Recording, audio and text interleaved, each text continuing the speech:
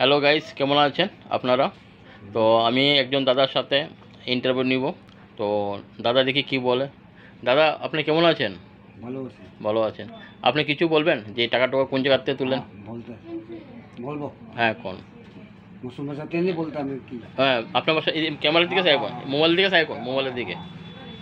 হে রঞ্জিত না কিতা অজিত বেরাটিস রঞ্জিত বেরাদিস না, রঞ্জিত না, অজিত বেরাটিস। অজিত বেরাদিস হ্যাঁ নাকন পয়সা হাংলারেও সব সময় হ্যাঁ। আথা মানুষ আথা হ্যাঁ সব সময় আতা পয়সা আইকনের আইকুমা পেকশিন হ্যাঁ, গ্রামী ব্যাংক হুমা পেকশিন যে কোনো ব্যাংকে টাকা তুলন যাও।